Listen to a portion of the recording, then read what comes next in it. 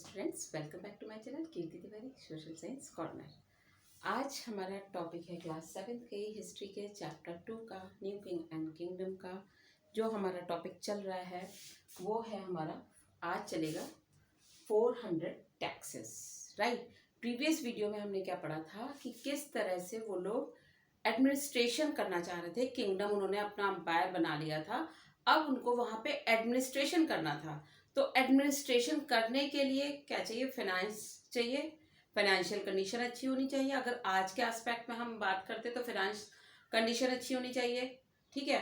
But उस time पे क्या था, उनको राजाओं को अपने किंगडम को, अपने अंपायर को एक्सपेंड करने के लिए या वहां पे एडमिनिस्ट्रेशन के लिए उनको क्या करना था? पैसे चाहिए थे। तो वो पैसे किस फॉर्म में ले रहे थे? टैक्स के फॉर्म में वो ले रहे थे।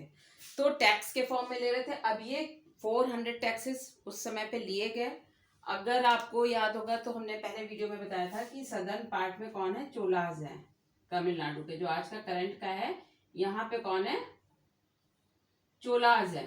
राइट, आज का जो करंट में है तमिलनाडु, वहां पर चोलाज थे।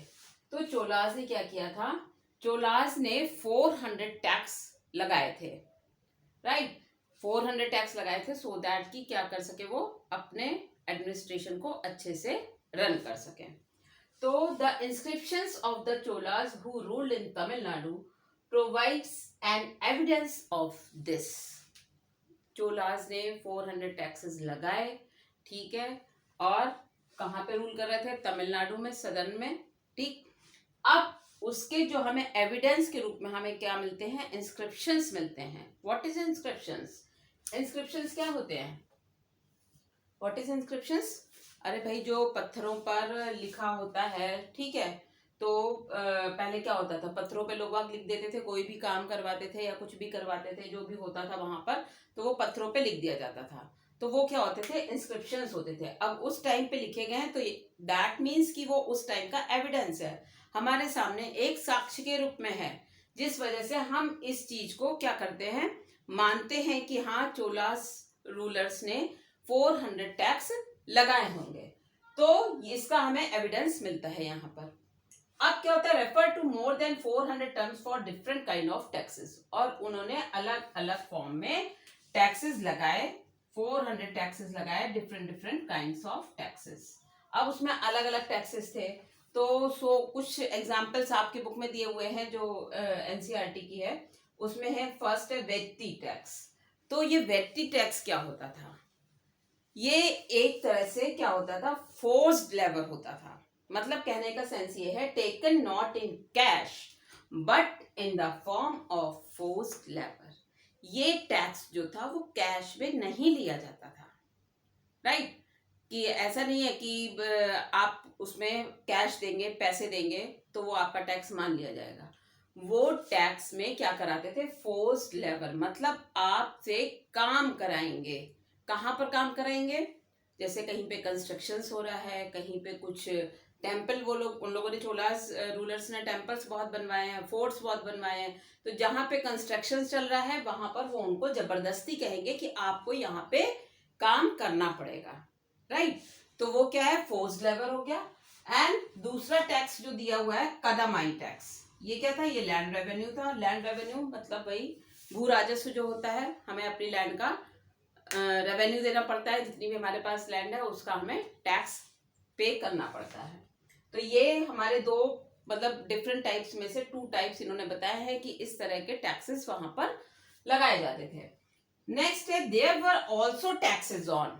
और भी टैक्सेस थे, कई तरह के टैक्सेस थे। उन्हीं में से एक था, there were also taxes on thatching the houses. मतलब अगर आप अपने हाउस की छत बनवा रहे हैं, राइट, हाउस बनेगा तो नेचुरल है कि छत भी बनेगी।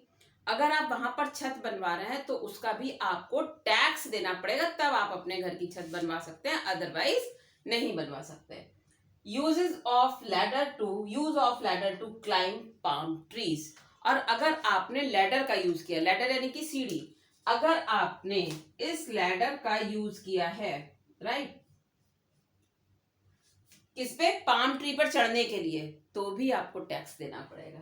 राइट, अब देख लीजिए किस किस तरह से भाई, जिस तरह से वहां पे उस समय लोगों की रिक्वायरमेंट होती थी, लोग बाग उन चीजों को यूज करते थे, उसी के अकॉर्डिंग में ये जो रूलर्स थे ये क्या करते थे, टैक्स लगा देते थे कि हाँ भाई यहाँ से हमें पैसा, टैक्स आज भी लगता है, आज भी हम लोग टैक्स देते हैं, चाहे वो टोल टैक्स हो, चाहे वो वाटर टैक्स हो, चाहे वो हाउस टैक्स हो, कोई भी टैक्स हो, हम सारे टैक्स को पे करते हैं। और यही जब टैक्स हम पे करते हैं, इसी से गवर्नमेंट के पास क्या होता है, फंड इकट्ठा हो जाता है, और गवर्नमेंट जो है वो हमारी फैसिलिटीज को ध्यान में रखती है और हमें पूरी फैसिलिटीज अवेल कराती है हर एस्पेक्ट में।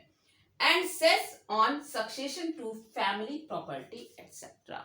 और एक टैक्स और था, वो क्या था कि अगर फैमिली का प्रॉपर्टी है, सपोज दैट कि मैं हूं, राइट, और मेरी डेथ हो जाती है, और उसके बाद मेरी जो प्रॉपर्टी है, राइट, वो मेरे बच्चों को मिलनी है, तो वो क्या होगा, पहले उनको वहां पे इस तरह का टैक्स देना होगा, सेस देना होगा वहां पर, तब उनको प्रॉपर्टी मिल पाएगी। मतलब ये देखिए कि हमारी प्रॉपर्टी और हमारे ही बच्चों को मिलने में दिक्कत होगी जब तक वो क्या नहीं करेंगे, टैक्स पे नहीं करेंगे। तो इस तरह के टैक्सेस वहां पर लगे हुए थे, रिक्वायरमेंट के अकॉर्डिंग था कि अब जैसे आज की डेट में हमारे में टैक्स आज भी हैं, क्यों, क्योंकि भाई कोई भी एडमिनिस्ट्रेशन के लिए वही चीज है कि मनी का होना जरूरी है। मनी कहाँ से आएगा, तो मनी टैक्स के फॉर्म में आता है। उस टाइम पे जिस तरह की कंडीशंस थी उसके अकॉर्डिंग रूलर्स जो थे वो टैक्स ले रहे थे। आज के अकॉर्डिंग जो आज की सर्कमस्टेंसेस है, आज की रिक्वायरमेंट है, उसके अकॉर्डिंग टैक्स को कलेक्ट किया जाता है, राइट। आई थिंक आपको ये 400 टैक्सेस जो आपके एनसीईआरटी के बुक में बॉक्स में दिया है आपको क्लियर हो गया होगा। और अब हम नेक्स्ट वीडियो में देखेंगे, वो देखेंगे हम क्या, प्रशस्ति एंड लैंड ग्रांट्स, राइट, उसके बारे में देखेंगे और डिस्कस करेंगे उस पर। और आई थिंक आपके सारे डाउट्स क्लियर हो गए होंगे। अगर मेरा चैनल पसंद है तो please like, share and subscribe करना मत भूलिए। Thank you very much, bye bye.